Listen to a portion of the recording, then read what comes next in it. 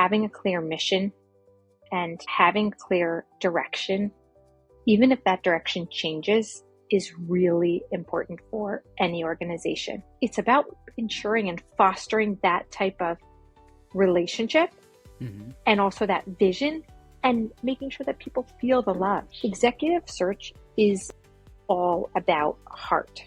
There's a speed to transact, and that's where technology and AI are able to help. Welcome to The Growth Switch, the podcast where we dive into the strategies, struggles, and breakthroughs of bold business leaders. I'm your host, Jules Fox, growth strategist and lead content creator at Aries Media. I'm here to uncover how today's top brands are scaling, overcoming challenges, and unlocking sustainable success. Now, for those of you just tuning in, Aries Media helps grow successful brands like yours with comprehensive hands-on support for sales, business development, and performance marketing. Go ahead and drop growth into the comments if you want to learn how to do that. Today, we are fortunate enough to have a very special guest. We have Dina Ufberg on The Growth Switch. She's a serial operator and startup builder. She's led finance and operations at companies across real estate tech, healthcare, and fintech. And she's going to bring a rare blend of scrappy execution, people-first leadership, and strategic vision to everything that she touches. She is the COO and a partner at Merraine Group. And today we get to pick her brain. Dina, welcome to the podcast. Thank you so much. I'm so excited for today. Yeah, we're really excited to have you here. Okay, so let's just rewind a little bit and start at the beginning of how you got into all of this. How did you get interested in what you do and see a market fit for where you are now? So I'd spent about 13 years in the tech space across a variety of industries, building companies from seed all the way to Series C, one public. And I decided that I wanted to take a look at an existing business, potentially a family-run business, and be able to protect and infuse tech into it. I was fortunate to meet Cass and Mike Lazaro, who are also my business partners, and they're serial entrepreneurs. And together we came up with a thesis as far as what we wanted to invest in and what we wanted to buy. And we knew that we wanted to buy an executive search firm with years of experience that the company would bring and be able, like I said, to infuse our understanding of tech and innovation into it. And we met David Gancher, who was and is the CEO of Merraine Group. And together we formed a partnership where Cass, Mike, and myself bought majority ownership of Merraine Group. And now together, David and I run the business. And it's a beautiful blend between David's expertise in executive search and my love, passion, and grit in the operations world and in tech to be able to really grow the business to its next phase. Yeah, it sounds like the ideal state that most companies would wish that they could get there, So true. Yeah. It's not easy. I want to be honest with you. It's not easy to go into a legacy business and bring in and infuse tech, innovation, AI, words that were commonplace for me in my past life. And in a world of executive search, sometimes people get nervous about it. But I truly believe that by infusing this into the business, we're actually allowing everything to run smoother because we have so much more information, so much more insight, and every decision we make is able to more positively affect the organization at hand. Yeah, which is absolutely ideal. And it probably stems from your deep experience with having done this before. You've co-founded multiple startups, you've held COO roles across different industries. So what are some patterns that you notice about what really breaks or builds up a business in the first 2 years? It's a good one.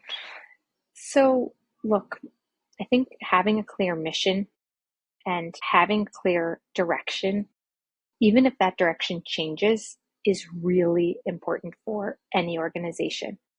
And you have to be able to, they say if you can read the room, you will be able to tell what's going on. The same is true in business. If you can read what's going on in the market and be able to predict or project or to take a leap and say, I'm going to do something in this space and it's going to transform what's happening, that's really, you have to be okay being a bit uncomfortable. And that's what startups and that's what building businesses are all about. My partners, Mike and Cass, they wrote a book called Shoveling Shit. And it's an entrepreneur's love story. And that's what startups are all about. not everything's going to work every time. And I don't know one company where someone could say every decision they made is the right decision. It's actually owning that sometimes it's not the right decision, but you learn from it. And then in the next iteration, you'll change. Yeah. Yeah. And I mean, it's literal, but it's true too. I think if you can lean into the discomfort, you can find the magic. So I'll just give you a little anecdote that's kind of funny. I used to work in reality TV and film, was my early career, and they literally asked us to shovel shit because I was working on a cowboy show, and they needed Oh my the God. shit was the punishment for if you did bad at one of these reality TV show challenges. And we needed, the sun was on one side, so they asked us to move all of the poop. They asked us to shovel all of it, hundreds of pounds of it. So me and another person in the art department shoveled shit from one side of the barn to the other, and then they said it didn't look good enough, so we had to hose it down. But then production got delayed, and so this was the real thing. And they said production's delayed, and the sun has changed locations to the No, other move it. side. Can you shovel it all back to where it was? And now it was wet because we had to reshovel that back to the other side. But you know what? It's that's the type of thing that a founder might face, right? And then quit. But that was the point where I realized I was laughing. At that point, we were cracking up about it because the story, even in the moment, it was disgusting, but it was so funny that we were laughing about it. And I think as a founder, if you can lean into that discomfort and laugh about this is going to make a great story someday, I think then, you're cut out to be a founder. I completely agree. I would be laughing too. And I bet, the other part about building businesses is the team and the people you work with. So whoever your partner was when you were having to shovel shit, Yeah. like you guys have a fondness for one another that I bet if you don't speak for many years, you can still give that person a call and laugh and catch up. And that's one of the areas that I find if you can create a camaraderie and a shared vision and a shared goal, and you can laugh with your colleagues and with your partners in crime, everything is better because you know that you're in it together. So it's about ensuring and fostering that type of relationship and also that vision and making sure that people feel the love and want to do it with you because the power of 1+1 is 3 in this world. Yeah.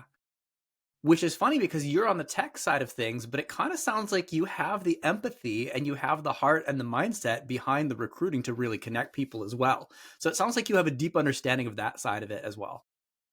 One of the reasons that executive recruiting and search, it's crazy to tell you, but I do love it. It's because at the end of the day, when I put my head on my pillow, I know that my business and the focus of my business is to get talented people into a good job and to help an organization with whatever their mission is. And I can rest comfortably at night saying, I'm actually doing good. I have I have an MBA and a master's in policy. And it's a little bit of a mix between a capitalist and a socialist.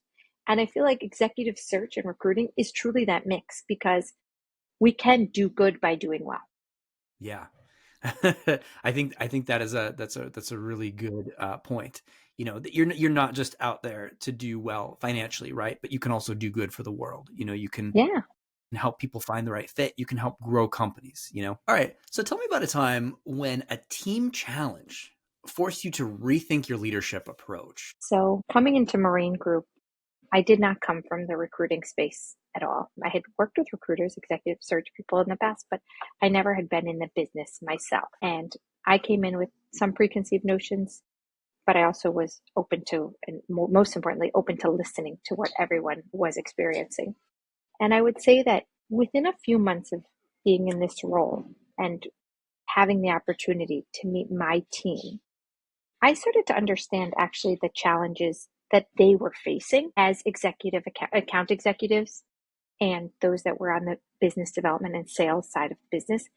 And it forced me to rethink the way that I lead the organization and also that I would prioritize activities within the organization.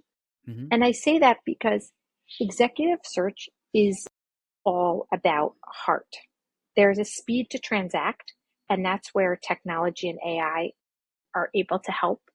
But at the end of the day, people need to be able to confide in other people and share with them maybe personal experiences or what their family needs are and how that might affect the decisions that they make as far as what jobs to take and what they're willing to take. And I learned from my team and from the senior members on my senior account executives. I learned from them how to rethink understanding an organization and also understanding what people's needs are, because we need to make it's a match, it's a marriage.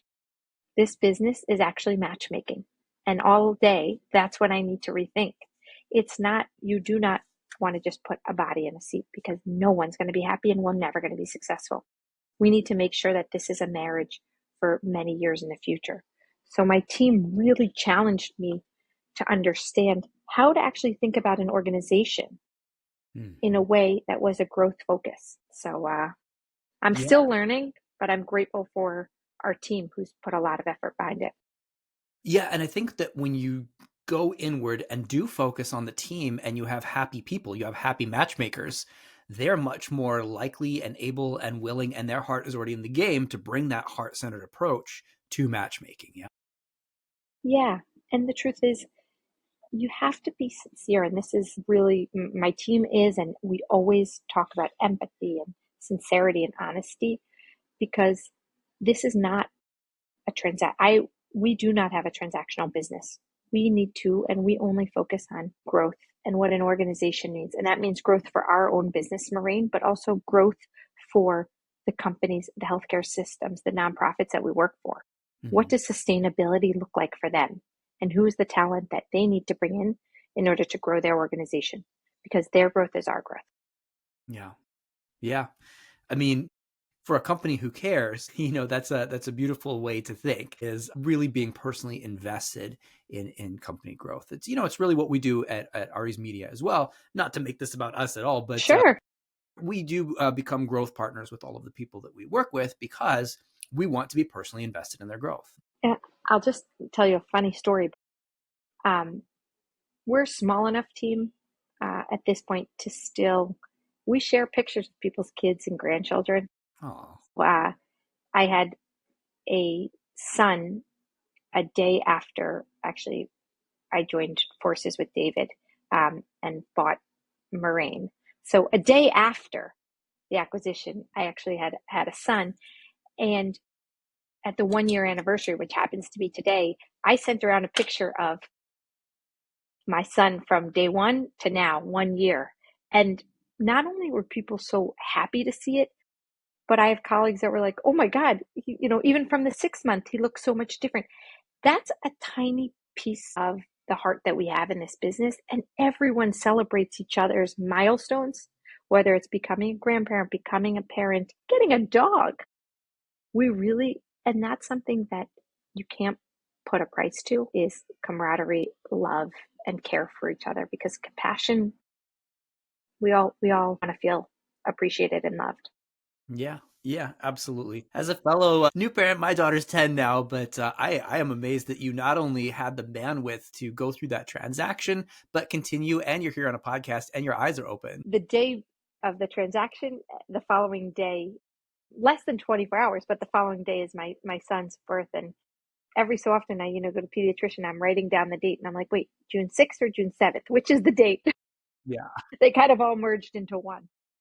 Absolutely. I think, and I say this in such a sweet way, I think that, parents always look back on that time period and have blacked out, because of the lack of sleep. I think they've blacked out anything negative, and you really only have positive things to say about your kids. And you're just like, oh, it's great. It was great. And then there's always like, you should have kids, to the other, young parents and stuff like that. And you've forgotten how difficult it was. And I say it with the utmost love. It's a blessing. Yeah. It's the biggest. Yeah. I'm really fortunate that some of my team members are parents themselves and grandparents. So they gave me a lot of grace in that first few weeks if I wasn't exactly on time for meetings, and they were very, very graceful. Yeah, absolutely. And I think that is a beautiful thing to have, to bring that personal element. We oftentimes try to distance ourselves from work. But your work is where you spend the bulk of your life, especially as people get more remote and you are working from home. How could you distance yourself from work? Because you are working from your home with your family around. Yeah, it's a holistic view of work now. Yeah. And things do change. So say we're looking ahead to 2025, 2026. We're noticing big changes in the industry. What do you predict is going to shift the most in hiring, in retention, in internal team dynamics like we're talking about right now for these growth stage companies? Empowering teams, empowering people. It goes back to our, previous statement. Culture doesn't build itself, and you have to be intentional with your decision making and intentional with the people that you hire and the way that you treat employees, because employees are the lifeblood of the business. And that's something that we can never lose sight of. You can have the best business, but if you don't have the right team around you, it's not going to be a success. So for me, I think growth stage of this business and in general, there has to be clear roles, clear responsibilities. Mm-hmm. There has to be a vision, always a vision. And there have to be fair metrics, right? A vision is great, but you have to be able to measure it. I think sometimes people get uncomfortable wanting to measure. I think it's wonderful to measure. Why? Because then you know where your pitfalls were, where you didn't hit the mark and how you can fix that, and then where you did hit the mark and in those areas that you excelled. And it's kudos to you in the areas that you excelled and the areas that you didn't make the mark, whether it's revenue, whether it's NPS score, whatever it may be. Areas for growth are areas for improvement. Those are opportunities. So if you balance the vision for execution with the passion Mm-hmm. and being disciplined with having an exceptional team, I think the world is your oyster. Yeah. Yeah. A nice blend that we can all work toward. As with that guidance in mind, is there anything specific that you could recommend to people to navigate this gray area? You want to keep the operational rigor. You want these metrics. You want KPIs. Like the Google people, they always talk about KPIs.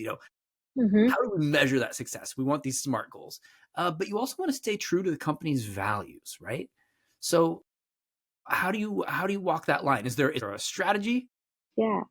So it's funny. So one of the things that we do at our team meetings every month, and sometimes they're every 2 weeks, the first slide that goes up is a statement of our vision.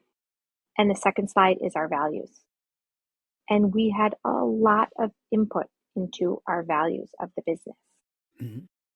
And people might say, wait a minute, I saw this last month. I could spit out the vision, I spit out the values, but you have to see it every single day. You have to feel it, you have to embody it. And when I put it up on the team meeting every single month, it spurs, without a doubt, at least one person saying, hey, about that one of our values is family-centered business, family orientation. Someone will, without a doubt, say, hey, I want to just add a fact. I want to tell you something that happened with a client that I was able to touch on one of our values. Or it's really about living and breathing the words that you say on the page.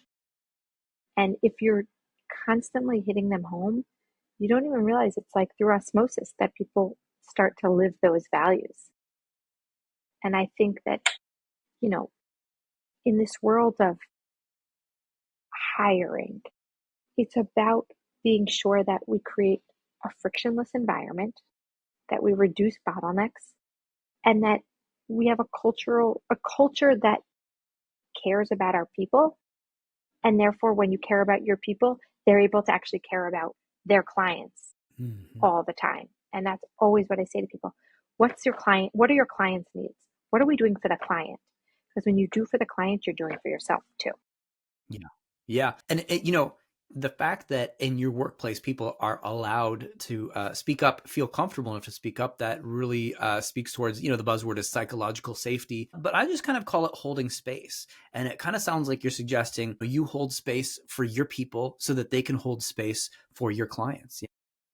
Yeah. I mean, we have a thing also at our monthly meetings that it can be okay, so it's 5 minutes at minimum Mm-hmm. where people get to give thanks to other team members, thanks to whatever they want.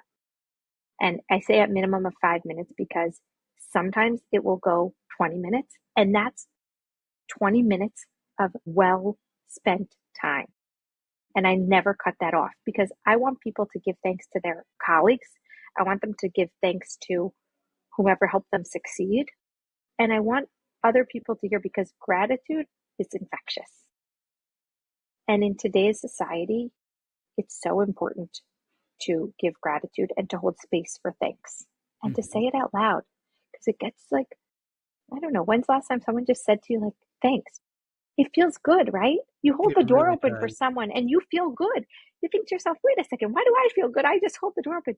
Because doing for others feels good. Yeah. It's true. And it's funny. I mean, we have that as a family practice.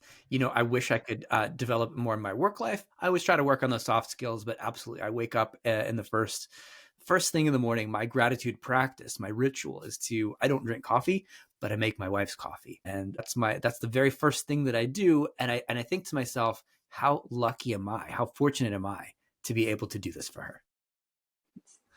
It's beautiful. Yeah. In general, it's empathy too. Yeah, if it's the first thing that you do in the morning, it can go from there. Like you were saying, that it's contagious. So if that is the very first thing that I focus on in the morning, it can only spiral from there upwards. And we also use the saying, winning is contagious. Oh, yeah. Right? If you win, you want to win again. The best teams win again and again and again. Yeah. And to be the best team, catch that bug too. Get infected with winning and help each other win. Yeah. So speaking of wins, let's talk business here. Here's the heart behind the business, but let's talk the metrics of the business too. So if you wanted to really you've been here for a year, you've definitely brought some huge operations end of things to the Merraine Group. If you guys wanted to scale up, if you wanted to double, triple, or even 10x the company and your growth over the next few years, what would you do? What's currently holding you back that you would push to the side so that you guys could scale the company bigger? So what are we doing to scale the company? I think that's So I have some things that are a little bit secret sauce that I can't share yet with you, but you'll see them soon. They'll be so taking out the secret sauce. I'm looking for more winners. Mm-hmm. I'm looking to grow my team. I want to hire more account executives who catch the bug of winning, who want to be part of a team that are highly committed, who want to be empowered in their business. Because to me, account executives, business development individuals, they are a business unto themselves. And if I can foster their growth and create a culture of success, that is going to be a growth opportunity for us. And the interesting thing in our business, we have some incredible plans and incentives and packages with our employees, especially our top account executives, whether it be a fantastic trip to Italy every year for high earners, or it's different financial incentive packages, things like that. We want everyone to succeed. And we've created a plan and a financial package for individuals that their success can triple, quadruple, really exponentially change the money that they earn through commitment. And that's what we want. We want everyone to do well. That's amazing. I think rising tide lifts all boats. And if when you take that mentality as opposed to a dog-eat-dog competitive environment, you can see how people win together. One thing I'll note is that some executive search firms might want individuals to work on only their book of business. We pride ourselves on what we call split roles. So what that means is we incentivize our team to actually work with other people on the team to close business. They earn more if they work with other people. That's somewhat counterintuitive, right? Most firms are saying it's yours, it's yours.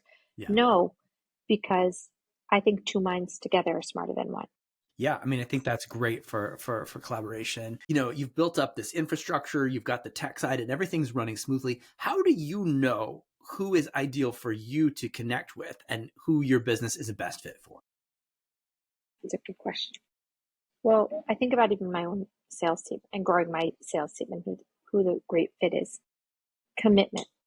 You can't underscore how important commitment is And when I say that, it's commitment to serving the clients to the best of their ability. And I really focus on interviews with, tell me how you delivered for a client. Tell me what you did. What did you do? Did you go out of the box for the client? That's really important. I have a funny story of an individual who, when they younger, right? They were in their case, and they had an internship at a hair care product. And on their final day, they got to give a pitch. And the young guy came into the pitch with purple hair. And you might say to yourself, why did he come in with purple hair? Because he was proving that he was willing to test the product and go in front of the client and show them just how good that product was. That type of commitment, you can't read a case study on that. That's someone who thinks outside the box. I like hiring people who show the dedication and they listen to what clients say and then they show it to them. That is, to me, someone who will be successful in anything they do. And I share that funny story about the purple hair because they were innovative, they're creative, they were thinking, how are they going to remember me? And for me, when you hire someone, if they hire someone that remembers you, other people remember them too. And you want to pick up the phone when you remember someone. They remember a little story about you, a little anecdote. It goes so far. It really does. Well, Dina, thank you so much for your time and expertise. It's been an absolute pleasure having you in the Growth Switch. Appreciate it, and thank you. Thank you so much. Yeah, for sure. Have a lovely day.